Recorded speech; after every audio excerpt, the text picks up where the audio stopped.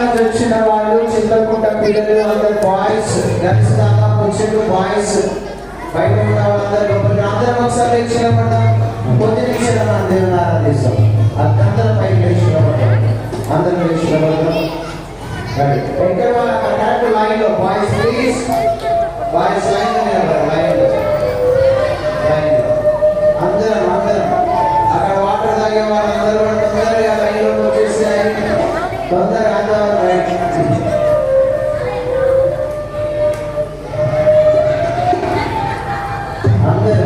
లోపలికి వచ్చేసారు.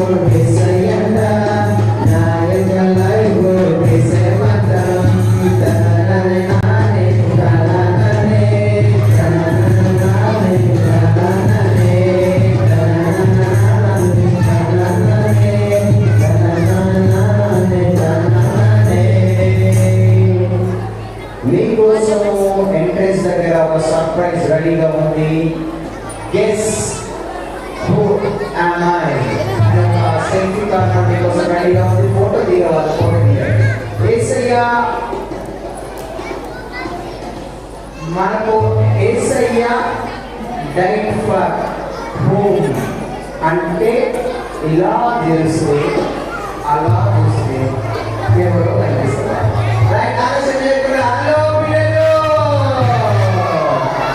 ముద్దు ముద్దు పిల్లలు, మంచి మంచి పిల్లలు, చక్కని చక్కని పిల్లలు,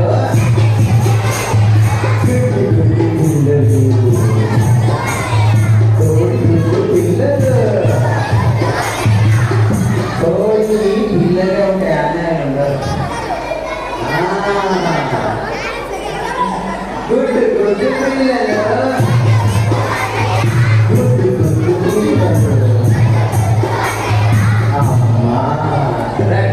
అందరం రెండు చేస్తాయి, అందరం కళ్ళు మూసుకుందా. ఎవరు అడిగి చూడాలి, రెండు చేస్తాయి. బాయ్స్ ఎవరు కూడా అడిగి తిరుగుతారు.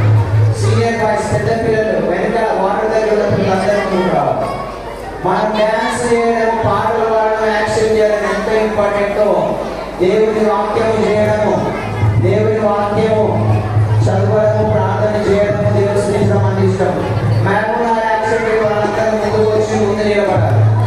మేము వచ్చిన గర్ల్స్ అండ్ బాయ్స్, మేము వచ్చిన గర్ల్స్ అండ్ బాయ్స్ ముందు నిలబడాలి, కింది నిలబడాలి. అందరం రెండు పైకి వెళ్దాం. Thank you Jesus, thank you Jesus, thank you Jesus. మంచి వాతావరణానికి thank you Jesus, మంచి వివేచనకి thank you Jesus, thank you Jesus, thank you Jesus. కళ్ళు మూసుకొని చేతులు పైకి హల్లెలూయా హల్లెలూయా. Thank you Jesus, thank you Jesus.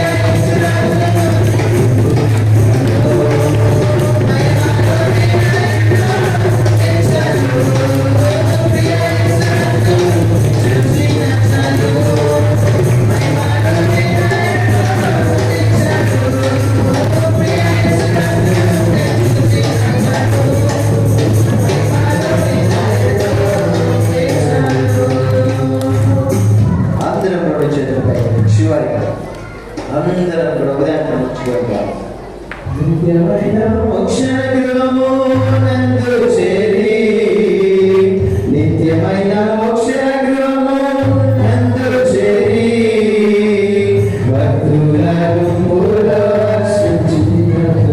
yes Lord భక్తుల గుంపులో ప్రియ యేసు రాజును చూచిన చాలు మహిమలోని నాయనతో ఉంటే చాలు అందరం కలిసి ప్రియ యేసు రాజును చూచిన చాలు మహిమలోని నాయనతో ఉంటే చాలు చివరిగా ప్రియ యేసు రాజును చూచిన చాలు మహిమలోని నాయనతో ఉంటే చాలు మహిమలోని నాయనతో ఉంటే చాలు. ప్రార్థన. మహాపరిశుద్ధమైన దేవా మీకు స్తోత్రం చెల్లించుకుంటున్నాను. ఈ మధ్యాహ్న కాల సమయంలో ఇంతవరకు మా ఆస్తులపైన ఆస్తులమైన దేవా మీకు స్తోత్రం చెల్లించుకుంటున్నాను. ఇప్పుడున్న పిల్లలందరినీ మీ యొక్క ఆత్మాభిషేకంతో దర్శించండి దేవా మీకు స్తోత్రం. మీ రాకడలో ఎత్తబడే గుంపులో మేమందరం ఉండాలన్నా మీ కృప చూపించండి. మీ రాకడ సమీపం అనే విషయాన్ని గ్రహించుకొని మమ్మల్ని మేము సరి చేసుకొని మీ రాకడకు సిద్ధపడగలిగి జీవించే బిడ్డలుగా మమ్మల్ని అందరినీ సిద్ధపరచమని నన్ను నేను తగ్గించుకుంటూ మీ ఘనమైన నామాన్ని హెచ్చిస్తాను. నజరుడైన యేసుక్రీస్తు నామమున ప్రార్థించి స్తుతించి అడిగి పొంది ఉన్నాము తండ్రి. ఆమేన్. గట్టిగా చెప్తాం ఆమేన్. ఆమేన్. ఆమేన్. అందరం కూర్చున్నాం. అందరం కూర్చున్నాం. ఈ సమయంలో ఈ 5వ రోజు VBSలో డివోషన్ చిన్న ఒక 5-10 నిమిషాలు డివోషన్ వాక్యం ఉందా డివోషన్ చెప్పడానికి గాను ఏర్పరచుకున్నటువంటి వారు ప్రశాంత్ యొక్క ముందున్నారు. ఈ యొక్క సమయాన్ని ప్రశాంత్ తప్పదిస్తారు.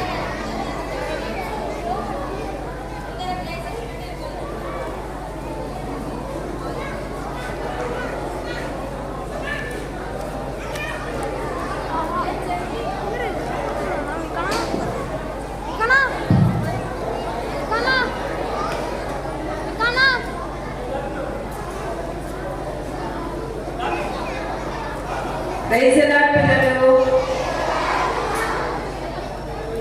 బ్రేక్ఫాస్ట్ చేసింది అందరూ ఇంతమంది చేయలేదు.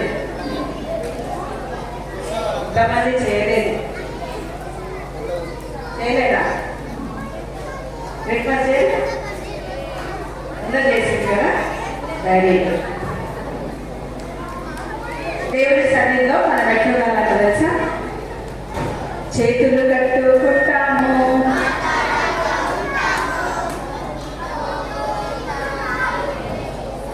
భక్తితో కూర్చుంటా యేసుని సన్నిధిలో. ఓకే, మరి మనం వర్షిప్లో పాట పడినాం కదా.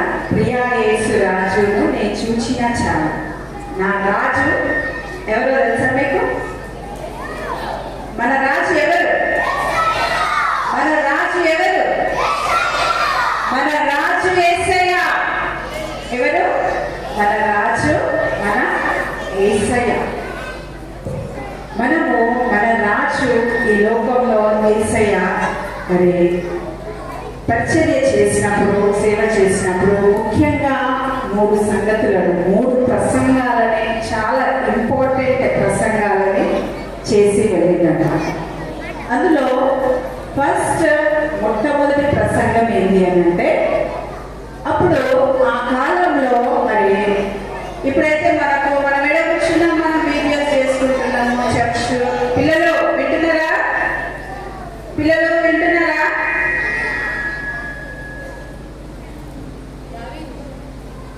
అప్పుడు దేవుడు పరిచర్య చేస్తున్నప్పుడు, దేవుడు సేవ చేస్తున్నప్పుడు మరి ఇలాంటి పరిస్థితి లేదు. ఇంత మంచిగా కూర్చొని చల్లగా మ్యాకింగ్గా కూర్చొని ఇలాంటి పరిస్థితి లేదు.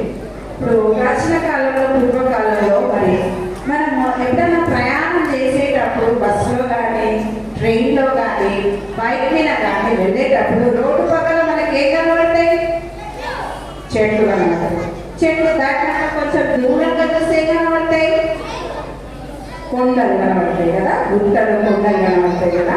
మరి అలాంటి ప్రాంతాలలో మరి దేవుడు చెప్పే సంగతులను వినడానికి ఎంతో మంది తరలి వస్తున్నారంట. ఇట్లా మరి గుట్ట ప్రాంతంలో మరి కూర్చోడానికి ఎట్లుంటుంది? సాఫ్ ఉంటుందా?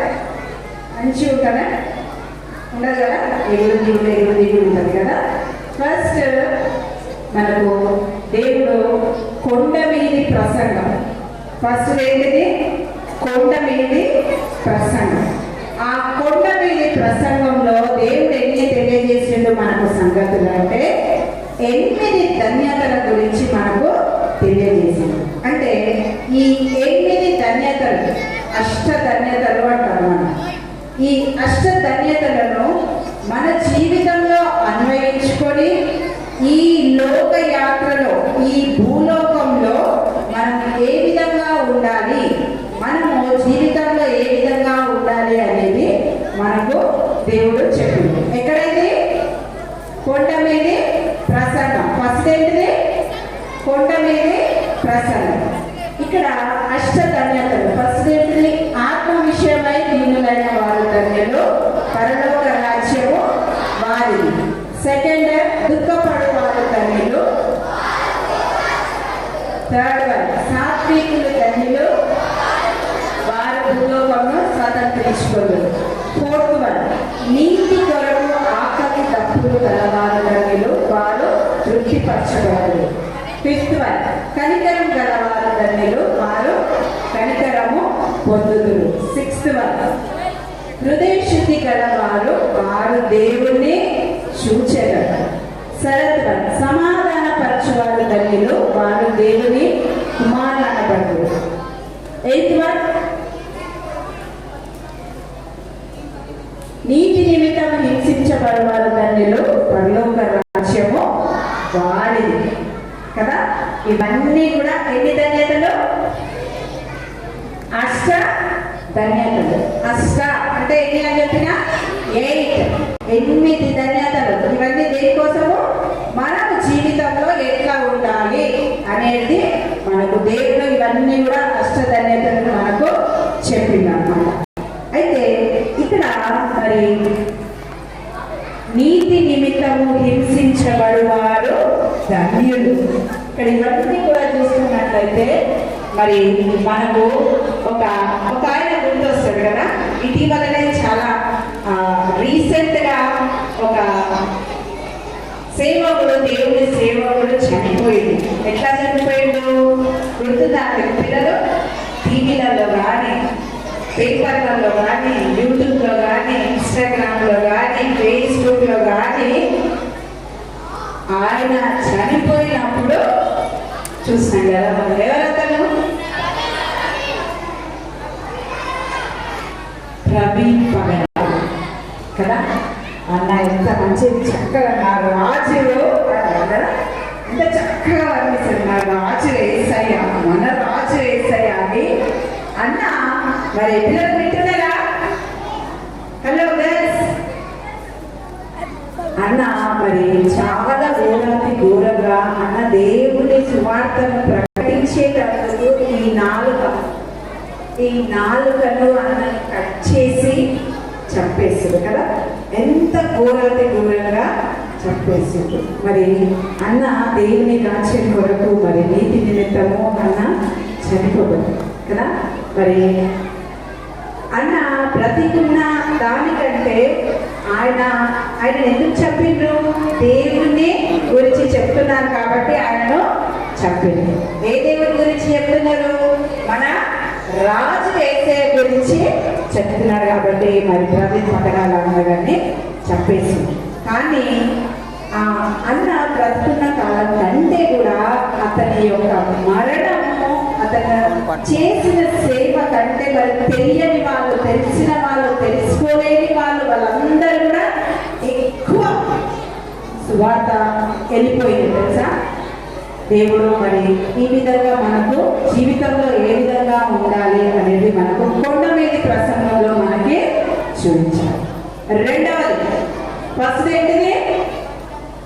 కొండ మీదే ప్రసంగంలో ఏం చెప్పిండు? ధన్యతలు. ఎన్నున్నాయి ధన్యతలు? 8 ధన్యతలు. రెండవ ప్రసంగము ఓలీవ కొండపై. ఏ కొండ? ఓలీవ కొండ పైన ఏం చెప్పిండు అంటే దేవుని రెండవ రాకడ. అంటే దేవుడు ఆకాశం పైకి ఆరోహణమై వెళ్ళిపోయింది. వెళ్ళిపోయిన తర్వాత ఏమంటున్నాడు? వెళ్ళిపోయేటప్పుడు నేను వెళ్ళి నీకు స్థలాన్ని సిద్ధపరిచి మళ్ళీ నాతో పాటు తీసుకెళ్తానని ఆరోహణం అయిపోయింది. ఆరోహణం అయిపోయిన తర్వాత మళ్ళీ నేను వస్తాను అని చెప్పినప్పుడు ఆ చివరి దినాలు, సెకండ్ కమింగ్, రెండవ రాకడ, యేసు రెండవ రాకడ దినాల్లో ఎలా ఉంటాయి? ఎలా ఉంటాయి మీకు తెలుసా? మత్తయి 24వ అధ్యాయం చదివితే మొత్తం అన్నీ కూడా తెలుస్తున్నాయి. హలో పిల్లలు, యుద్ధాలు చూసినా? మీరు యుద్ధ వార్తలు విన్నారా? కరోనా చూసిండ్రా? కరోనా వ్యాధి చూసిండ్రా కదా? రాజ్యం మీదికి రాజ్యము, జనం మీదికి జనము, యుద్ధములు. తర్వాత నా పేరు పైన అనేక మంది వస్తారట. నేనే జీసస్ అనే మొక్కలు, నేనే జీసస్ అని చెప్పి వస్తారట. ఇట్లా చివరి దినాలు ఎలా ఉంటాయని దేవుడు మరి మత్తయి గ్రంథంలో మనకు, మత్తయి సువార్తలో దేవుడన్నీ కూడా క్లియర్గా చెప్పింది. ఎట్లా ఉంటాయి వింటున్నాం కదా మనము. అక్కడ యుద్ధాలు జరుగుతున్నాయి, ఇక్కడ ఇవి జరుగుతున్నాయి, మనుషులు కొట్లాడుకుంటున్నారు, ప్రేమ అనేది చల్లారిపోతుంది అనేది లాస్ట్ డేస్ లో ఎలా ఉంటాయి అనేది దేవుడు మరి శిష్యుల ఆ యొక్క ఓలివ కొండ పైన ఉంటున్న వారందరికీ కూడా దేవుడు మరి ఉపమానంలో చెప్పినమాట. ఎగ్జాంపుల్స్ అన్ని కూడా చెప్పింది. ఇప్పుడు మనకు బయట ఆకాశాన్ని చూస్తే ఇప్పుడు ఏం గుర్తొస్తుంది మనకు? ఇంత ఎండ ఉంది కదా అనుకుంటాం కదా. అదే మబ్బులన్నీ కమ్ముకున్నాయి అనుకో, డార్క్గా మబ్బులన్నీ కమ్ముకున్నాయి అనుకో, మనకి ఏమర్థమవుతుంది? వర్షం వస్తుందేమో అని అనుకుంటున్నాం కదా. మరి దేవుడు వచ్చే సమయానికి ముందు ఇవన్నీ జరుగుతాయంట. ఏంటివి? యుద్ధాలు, రాజ్యం మీదకి రాజ్యము, ప్రజల మీదకి ప్రజలు, ఇవన్నీ కూడా సూచనలు జరుగుతాయని చెప్తున్నారన్నమాట. తర్వాత మూడవది, ఫస్ట్ ఏంటి? కొండ మీద ప్రసంగం, ధన్యతలు. రెండవది ఓలివ కొండ పైన దేవుడు చివరి దినాలు ఏ విధంగా ఉంటాయనేది తెలియజేసింది. మూడవది పస్కా పండుగప్పుడు మరి దేవుడు మరి మనము క్రీస్తు యేసును నా సొంత రక్షకుడిగా అంగీకరించిన తర్వాత మనము మరి రొట్టె ద్రాక్షరసంలో మనము పాల్పంచుకుంటాం. అయితే ఆ రొట్టె ద్రాక్షరసాన్ని దేవుడు ఏమని చెప్తున్నాడు అంటే, ఈ రొట్టె ద్రాక్షరసాన్ని తీసుకునేటప్పుడు రొట్టెనేమో దేవుని యొక్క శరీరానికి సాదృశ్యం, మరి ఆ రక్తము ఆయనకు సాదృశ్యం అని చెప్పేసి మనకు చెప్పి నన్ను జ్ఞాపకం చేసుకోండి అని చెప్పింది. ఎవరిని జ్ఞాపకం చేసుకోవాలి? యేసయ్యను, మన రాజును జ్ఞాపకం చేసుకోండి అనేసి దేవుడు చెప్తున్నాడు అన్నమాట. అయితే ఇవే కాకుండా ఇంకా ఏమని చెప్పిండు అంటే, భూలోకాన్ని పరలోకాన్ని. భూలోకం ఎట్లుంటాం మనము? ఇక్కడ ఎట్లా ఉంటుందో అట్లా అంత ప్రకారం. పరలోకం ఎట్లుంటుంది? చాలా సుందరంగా అందంగా ఉంటుంది. పిల్లలు మీరు ఎవరితో ఆడుకుంటారు? బాయ్స్ ఆడుకుంటారు, గర్ల్స్ ఆడుకుంటారు. చిన్న పిల్లలైతే గర్ల్స్ ఆడుకుంటారు. పరలోకంలో తెలుసా ఎవరితో ఆడుకోవచ్చు? మీరు పులులతో ఆడుకోవచ్చు తెలుసా? టైగర్స్ ఆడుకోవచ్చు తెలుసా? ఏమన్నమాట ఏడా పరలోకం. ఎంతమందికి ఇష్టం ఉంది పరలోకం పోవడం? ఎట్లా పోవాలి పరలోకానికి? ఎట్లా పోవాలి? మరి కథ ఒక్కటే మార్గం కదా మనకు, వేసే ఆ మార్గం. మనము పరలోకం కంట చాలా అందంగా, దేవదూతల కంట ఏ పర్లేదంట వాళ్ళకు. లేదు ఇప్పుడు ఏం చేయాలి? పరిశుద్ధుడు పరిశుద్ధుడు పరిశుద్ధుడు అని స్టాప్ చేయకుండా వాళ్ళ దేవుడిని స్తుతిస్తారంట. పరలోకం చాలా అందంగా ఉంటుందంట. అక్కడ మనము మరి ఇవన్నీ కూడా మనం మన జీవితంలో నేర్చుకున్నట్లయితే దేవుడు మరి తన రాకడప్పుడు ఎట్లా వస్తాడంట అంటే దొంగగా వస్తాడంట. దొంగ మన ఇంటికి చెప్పి వస్తాడా? 12 గంటలకు వస్తాను నేను మీ ఇంటికి, మీ ఇంట్లో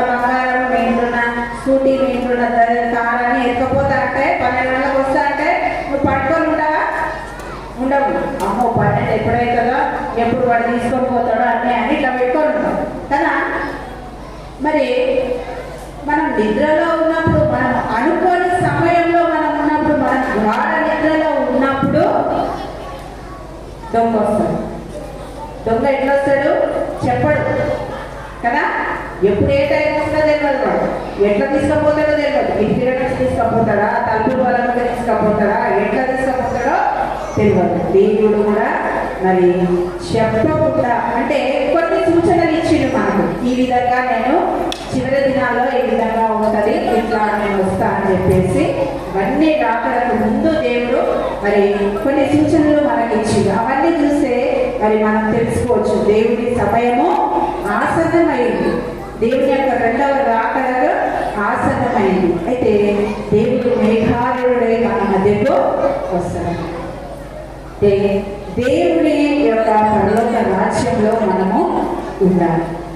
ఈ ఉండడానికి మనము ఈ లోకంలో ఈ లోక యాత్రను కూడా మనము దేవునికి తగిన విధంగా మనం జీవించినట్లయితే మనమందరం కూడా పరలోకంలో ఉంటాం. ఎట్లుండాలి పిల్లలు? మీరు దొంగతనాలు చేయొద్దు, అబద్ధాలు ఆడద్దు, పక్కలో కూర్చోద్దు, కొట్టొద్దు. ఎట్లుండాలి? మంచిగా ఉండాలి కదా. అప్పుడే మనం ఎక్కడికి పోతాము? యేసయ్య దగ్గరికి, పరలోక రాజ్యంలో మనము చేర్చబడతాం అన్నమాట. అయితే దేవుడు మరి దొంగ ఎట్లా వచ్చాడో మనకు తెలియదు. ఎట్లా ఎట్లా ఎట్లా కట్టుకోవాలి మరి మనము అంటే మనము ప్రార్థన చేయాలి. సరే, మీరందరూ కూడా ఎప్పుడు వస్తాడు ఏమో తెలియదు అంటున్నారు కదా. మరి దేవుడు ఒకటి చెప్పింది, ఏమంటున్నాడు? మెలకువగా ఉండి ప్రార్థన చేయుడి. పిల్లలు మనం ప్రార్థన చేస్తుంటే దేవుడు అన్నీ కూడా మనకు కొన్నిసార్లు జరగబోయే విషయాలు అన్నీ కూడా మనకు తెలియజేస్తారు. కాబట్టి మనము ఎట్లా సిద్ధపడాలి? మెలకువగా ఉండి ప్రార్థన చేయాలి. ప్రార్థన చేస్తే మనము మనలో ఉన్న తప్పిదాలు, మనలో ఉన్న పాపాలు అన్నీ కూడా ఒప్పుకొని దేవునికి ఇష్టంగా జీవించినట్లయితే మన యొక్క దేవుని రాజ్యంలో, యేసయ్య రాజ్యంలో నువ్వు నేను ఉంటామన్నమాట. అయితే మరి దేవుడు వచ్చేటప్పుడు దేవదూతలు కడ బూర శబ్దం విన్నారా? విన్నారా? దేవుడు వచ్చే ముందు ఒక బూర శబ్దం వినబడుతుంది ఆకాశంలో నుండి. అది ఎవరికి వినబడదు. ఎవరైతే ప్రార్థనతోటి సిద్ధపడి ఉంటారో నేను వాళ్ళకు మాత్రమే వినబడుతుంది ఆ బూర స్వరం. అర్థమవుతుందా? కాబట్టి అందరూ కూడా మెలకుగా ప్రార్థనతోటే ఉండాలి. మరి అందరూ మోకాళ్ళు ఉన్నట్లయితే ప్రార్థించుకుందాం. మనము మోకాళ్ళు ప్రార్థించుకుందాం.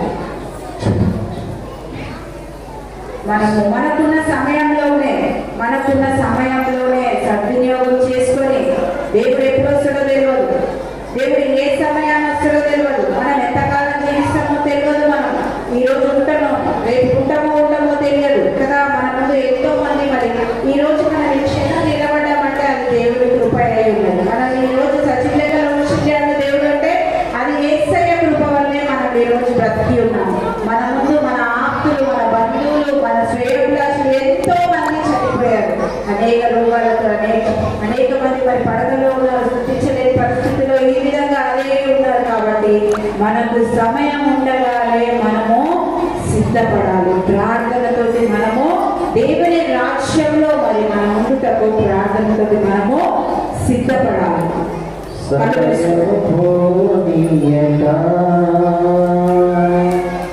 సిద్ధపడమో సంగమా, సమయము పోనీయక సిద్ధపడమో సంగమా,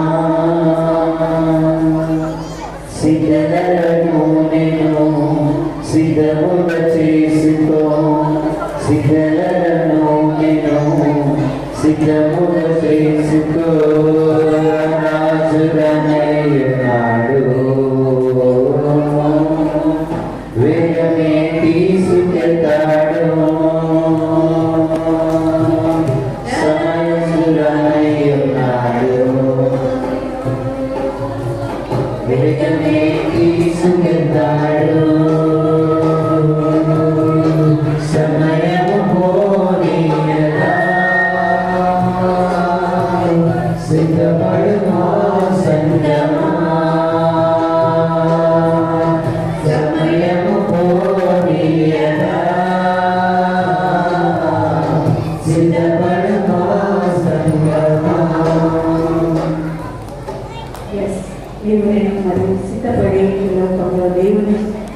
రాజ్యంలో ఉండటం మరి మనం సిద్ధపడదాం.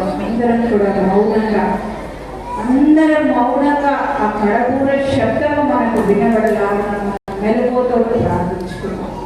ఆ కడపూర శబ్దము యేసయ్యా నా చెవులు నేను వినాలి, యేసయ్యా ఆ పూర శబ్దాన్ని నేను వినాలి, నీ రాజ్యంలో భక్తుల గుంపులో నేను ఉండాలి యేసయ్యా అని నేను నిర్ణయించుకోవాలి. ఈరోజు నువ్వు నేను ఆయన రక్తంలో కడగబడి నీవు నేను మరి అపరిశుద్ధుల గుంపులో హర్షిస్తే ఎంత మేలు. మరి ఆ రాజును వేసేయాలని మనం చూసినట్టు మనం సిద్ధపడతాం. ప్రార్థించుకున్నాం. అందరు కళ్ళు మూసుకోవాలి. కడపూర శబ్దం ఎప్పుడు అవుతుందో మనకు తెలియదు. కడపూర శబ్దము రోగగానే మరి ఆ శబ్దాన్ని విషయా నా చెవులు వినలాగు నాకు దయ చేయగలగాలి.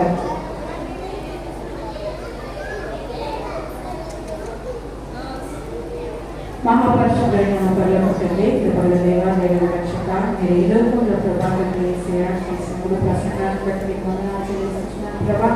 కొన్ని ప్రసంగం ప్రభావం ప్రసంగాన్ని బట్టి ప్రభావ ఆచరించిన విధానం బట్టి మీకు వందనాలు చెల్లిస్తున్నాను ప్రభా.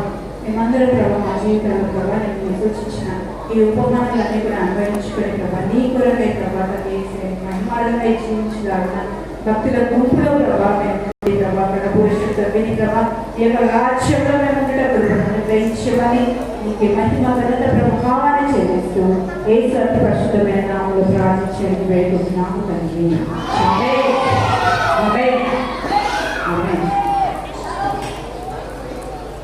అందరూ కూడా మేము క్లాసులో వెళ్దాం. రోజు ఏ క్లాసులో కూర్చొని ఆ క్లాసులో వెళ్ళండి. ఈరోజు లాస్ట్ క్లాస్, రేపు మనకి ఎగ్జామ్ ఉంటుంది. పిల్లలు గుర్తుంచుకోనండి.